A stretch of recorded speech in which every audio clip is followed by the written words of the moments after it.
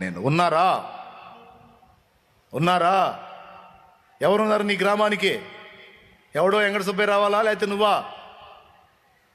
ఎవరున్నారు నీ ప్రజలకి? ఎవరున్నారు నీ కుటుంబానికి? ఎవరున్నారు దిక్కు? దేవుని ఆత్మీయతను నేర్పించడానికి ఎవరున్నారు? నీ కుటుంబానికి ఎవరున్నారు? దీపం నీ బజారుకి, నీ సమాజానికి, నీ ప్రదేశానికి, నీ ప్రజలకి ఎవరున్నారు? దీపం. దేవుడు కోరుతున్నాడు, నా కుమారి నువ్వే కావాలరా దీపం అంటున్నాడు ఈరోజు ఆయన. నా కుమారుడా, నేను నీ ప్రజలకు దీపంగా నిన్ను నిలబెట్టుకుంటాను. నా దేవుడు మాట్లాడుతున్నాడు ఈరోజు నీతో. నేను ఎన్నుకున్నాను నాయన, నువ్వే దీపానివిరా నా కుమారుడా. నాడు ఇశ్రాయేలుకు దావీదును ఎలాగ ఏర్పరచుకుని, ఇదిగో ఆ ప్రజలకు దీపం దేవుడు అన్నాడు, ప్రజలు అన్నారు, దావీదు కూడా అన్నాడు.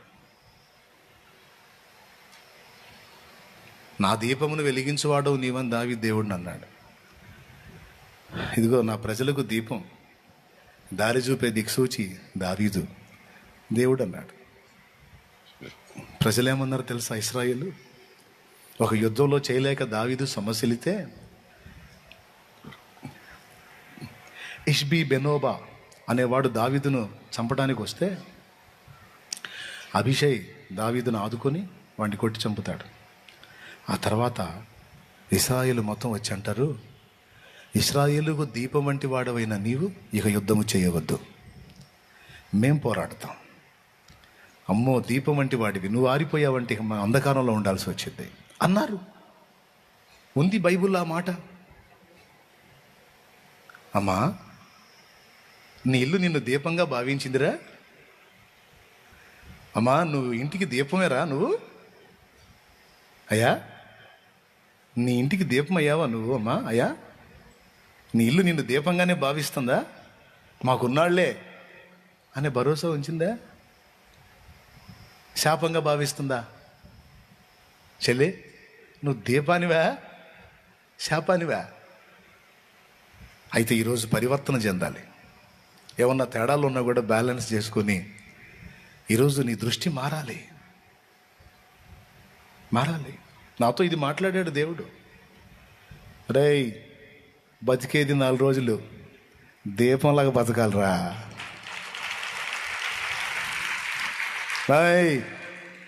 మాయ్ బతికేది 4 రోజులు, దీపంలాగా బతకాలి. వెలుగు పంచే దీపంలాగా బతకాలి. దీపంలాగా బతకాలంటే కరిగిపోవాలి, కరగాలి, కాలాలి. కరిగితేనే కాలితేనే దీపం తమ్ముడు. వెల చెల్లించాలి తమ్ముడు.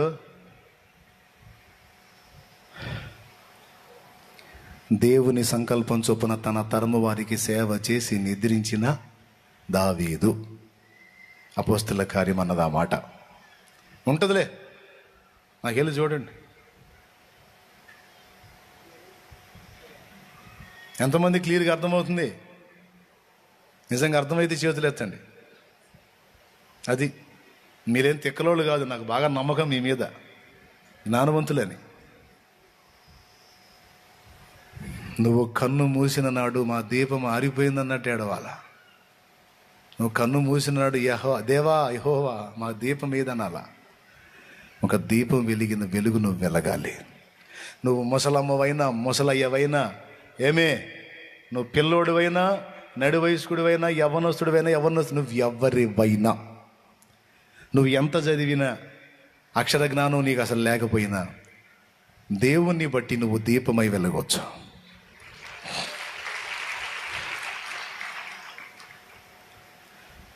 ఓకే, దేవుడు అనాలి, ఈ ప్రజలకి దీపం వంటి వాడు నా కుమారుడు ఉన్నాడు, నా కుమార్తె ఉంది అని నిన్ను బట్టి దేవుడు అనాలి.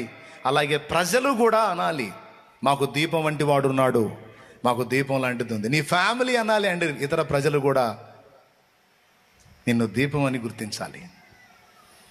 మరి ఇలా కావాలంటే నువ్వు ఆ బతకాలి. ఇంకొకడు ఉన్నాడు, వాడు కూడా నువ్వు ఉన్నావు అనుకోవాలి. ఈ ఏరియాలో మనం తోక జాడించాలంటే కష్టం రా. ఎందుకంటే ఒకడున్నాడు, అతని పేరు పౌలు. మనం కోచ్చేష్టాలు చేస్తే ఊరుకోడు, కాళ్ళకు పెట్టి కొడతాడు, మన ఆటలు సాగనీయడ్రా. ఇక్కడ పౌలు ఉన్నాడ్రా, ఇక్కడ స్టెఫన్ ఉన్నాడ్రా, ఈ సమరయలోకి ఆ ఫిలిప్ వచ్చాడ్రా, ఇక మన ఆటలు సాగవరా. ఎవరున్నారా సమరయలో? ఎవరున్నారా? అపోస్తల కార్యం 8, ఇంటికి పోయి చదువు, ఇప్పుడొద్దు. ఎవరున్నారా సమరయలో? ఫిలిప్ ఉన్నాడ్రా. మరి ఇప్పుడు దెయ్యాలు ఏం చేయాలరా? సమరయ బయటికి వెళ్ళిపోవాలి. ఎందుకు తెలుసా? సమరయలోకి ఫిలిప్ ఎంటర్ అయ్యాడు, సత్య సంబంధి ఎంటర్ అయ్యాడు, రోషం గల భక్తుడు ఎంటర్ అయ్యాడు, పరాక్రమం కలిగిన యోధుడు ఎంటర్ అయ్యాడు. ఈ సమాజంలో ఒక మనిషి ఉందయ్యా, ప్రార్థనా పరురాలు, నిత్యం మొర్ర పెడుతుంటుంది. ఆ మహాతల్లి బోటల దెయ్యాలు అనుకోవాలి నువ్వు ఉన్నావని, సైతానుగాడు అనుకోవాలి నువ్వు ఉన్నావని. సింహస్వప్నం. వాడు దరిద్ర బోధలు చేసి జనాల్ని మోసం చేస్తే వాడి పళ్ళు రాళ్ళగొట్టి సత్యం చెప్పే నువ్వు ఉన్నావని వాడి గుండెల్లో దడబుట్టాలి.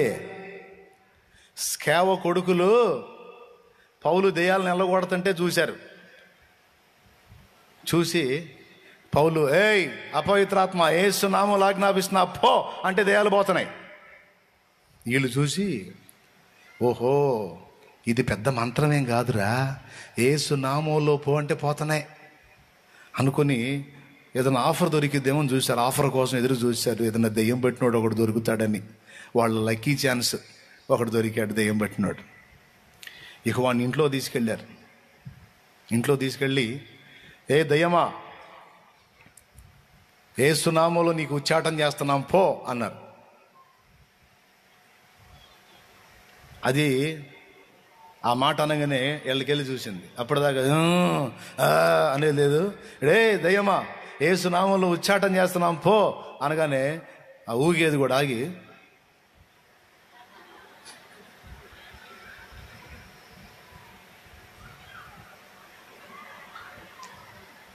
వాళ్ళు అనుకున్నారు దీనికి అర్థం కాలేదేమని. నీకు అర్థం కాలేదా? పౌలు ఉచ్చాటం చేస్తున్నాడే యేసునామం, పౌలు చెప్పాడే యేసునామం, ఆ నామంలో ఓ అంటే అది ఒరే యేసు ఎవరో తెలుసు, ఆయన దైవ కుమారుడు. పౌలు ఎవరో తెలుసు, అతడు వెరీ డేంజర్, ఆ యేసు భక్తుడు. మీరెవర్రా ఒరే అని ఎగిరింది. ఎగిరేసరికి పరారు. ఇద్దరు చిక్కారు. వాళ్ళని ఎట్టగొట్టిందో రాసింది బైబిల్లో. బట్టలు ఊడిందాకా కొట్టిందంట. అంటే దెయ్యానికి కూడా తెలుసు ఈ సమాజంలో ఫలానా మనిషి ఉంది, ఈ సమాజంలో ఫలానా మనిషి ఉన్నారు, ఇక్కడ నా ఆటలు సాగవు, నేను చెప్పే అబద్ధాలు సాగవు, నేను వేసే మాయనాటకాలు సాగవు, నేను చేసే మోసాలు ఇక్కడ ఉడకవు. ఎందుకంటే ఇక్కడ సత్యం ఎరిగినటువంటి భక్తి పరులు ఉన్నారు, పరిశుద్ధాత్మను గలవారు ఉన్నారు, యేసుని ఆత్మతో సత్యముతో ఆరాధించేటువంటి భక్తి పరులు, రోషము కలిగిన వారు, సత్య సంబంధులు, నీతి ప్రవర్తన గలవారు ఉన్నారు.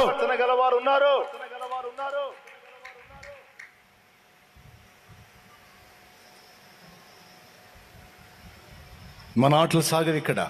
దెయ్యాలు కూడా అనుకుంటే ఏం తెలుసా మీకు?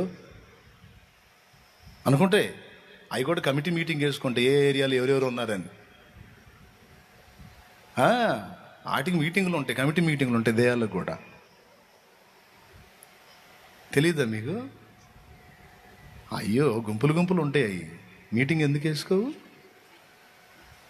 వాటికి మీటింగులు ఉంటాయి. ఆ మీటింగ్లో డిస్కషన్ చేస్తాయి. చిలకలూరిపేటలో ఎవరున్నారో, గుంటూరు జిల్లాలో ఎవరున్నారో, నరసరావుపేటలో ఎవరున్నారో, ఏమండి ఒంగోలులో ఎవరున్నారో, చిత్తూరులో ఎవరున్నారో, ఏమండి విజయవాడలో ఎవరున్నారో, ఎక్కడెక్కడ ఎవరెవరు ఉన్నారు, ఏ ఏరియాలో ఎవరు కాసుకొని ఉన్నారు, ఎక్కడెక్కడ దేవుడు దూతలు ఉన్నారు, ఏ జోన్స్ ఎక్కడ ఎవరి పహారాలో ఉన్నాయి, ఎక్కడ ఆటలు సాగుతాయి, ఎక్కడ ఆటలు సాగవు, దెయ్యాలకు తెలుసు. కొంతమంది భక్తులు దెయ్యాల గుండెల్లో నిద్రపోయారు. ఈ మధ్యాహ్న కాలంలో ముగ్గురిని గూర్చి నేను మీకు అందించాను. నంబర్ 1, దేవుడు ఫలానా ప్రదేశానికి ఎవరు అంటే నాకు ఉన్నాడు, నాకు ఉన్నది అని అనుకునే స్థితిలో నువ్వు ఉండాలి. ఫ్యామిలీ, మాకు దీపం ఉంది, మాకు దీపం లాంటి భక్తిపరుడు ఉన్నాడు, మమ్మల్ని అందరినీ ఆ భక్తిలో నడిపించే యోధుడు ఉన్నాడు, మాకు దీపం లాంటి మనిషి ఉంది. ఒక తల్లిగానో, అక్కగానో, చెల్లిగానో, భార్యగానో, అమ్మగానో దీపమై ఉండాలమ్మా. అయ్యా దీపం, నిన్ను ఆ విధంగా అనుకునే స్థితికి నువ్వు ఎదగాలి. నీకంతే, ఇంక వేరే సందేశం ఏమి లేదమ్మా. ఇంక అప్పుల గురించి, బాధల గురించి, సమస్యల గురించి, రోగాల గురించి, నొప్పుల గురించి ఆలోచించవాకు నాన్న. అవన్నీ పిల్లలు కంగారు పడేవి, అవన్నీ పెద్దలు కాదు, పిల్లలు కంగారు పడే. నువ్వు పెద్దవి. వాటి విషయంలో కంగారు పడే వాళ్ళని ఆదరించాల్సిన వ్యక్తివి నువ్వు. నువ్వెట్లా కంగారు పడతావు వాటి గురించి? నీకు తెలియదయింది.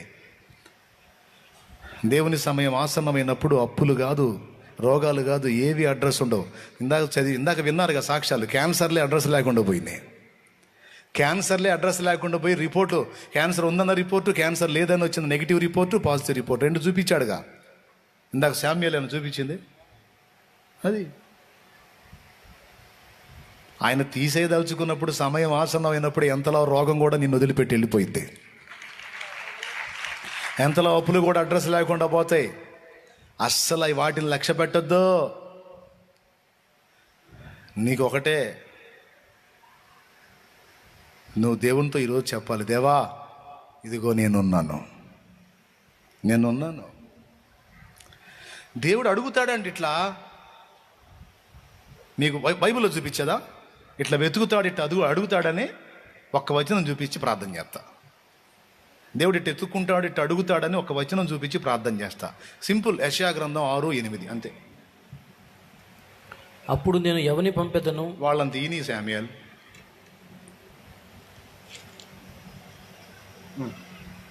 ఈ కాలుతున్నాయి. యెషయా గ్రంథం 6:8. అప్పుడు నేను ఎవని యెషయా గ్రంథము 6:8. అప్పుడు నేను ఎవని పంపెదను? మా నిమిత్తము ఎవడు పోవునని ప్రభువు సెలవయ్యగా వింటిని. అంతటా నేను చిత్తగించుము, నేనున్నాను, నన్ను పంపుడండి. ఎంత జాలిగా అడుగుతున్నాడు ఆయన. నాకెవరున్నారు అన్నట్టు అడుగుతున్నాడు చూడు దేవుడు. ఎవని పంపేదను? మా నిమిత్తం ఎవడు పోవును? నాకెవరున్నారు? బాబా, ఎంత బాధాకరమైన విషయం. నేను ఏడ్చానండి దేవుని పాదాలు పట్టుకొని. నేనున్నానయ్యా, నేనున్నాను ప్రభువా, కానీ నాకంత తెలివి లేదు తండ్రి, నాకంత బలం లేదు, నాకంత నిగ్రహ శక్తి లేదు, నాకంత జ్ఞానం లేదు. కానీ నీ కోసం పరిగెత్తడానికి, నీ చిత్తం చేయటానికి ఇదిగో నేనున్నానయ్యా, నేనున్నాను ప్రభువా. సరే రా, చాలు, నేనున్నాను అన్నావుగా, రా, నేను నిన్నే పంపుతారా. నాకు జ్ఞానం లేదయ్యా, నేను ఇస్తా. నాకు తెలివి లేదయ్యా, నేను ఇస్తా. నాకు యోగ్యత లేదయ్యా, నా కృపనిస్తా. నాకు నిగ్రహ శక్తి లేదయ్యా, నేను ఇస్తా. నాకు అందుబాటులో ఉండు. నువ్వు నన్ను ప్రేమిస్తున్నావు, నాకు చాలు. నేను పట్టించుకోకుండా లేనండి. నేను ఎవరిని పంపేదనో, మా నిమిత్తం ఎవడు పోవునంటే ఎవడనో పిలుస్తున్నాడులే నాకెందుకు అనుకుంటా తిరగలేదు. నేనున్నానయ్యా అని ఆయన కాళ్ళు పట్టుకొని ఏడ్చా. కృప చూపాడు, నా బతుకు ధన్యమైంది. ఎందుకంటే అంత పొదుపు కొడతారు?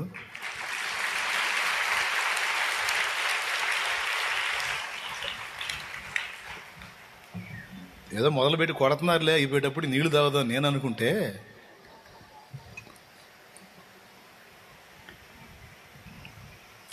ఈ అంశం నిజంగా నీలో నాటబడితే నువ్వు బాప్తీసం పొందకుండా ఉండలేవు.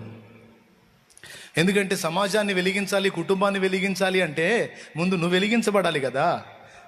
వాళ్ళందరినీ పాపాలలో నుంచి, శాపంలో నుంచి, సాతాను కట్లలో నుంచి బయటికి తేవాలంటే నువ్వు ముందు బయటికి రావాలిగా.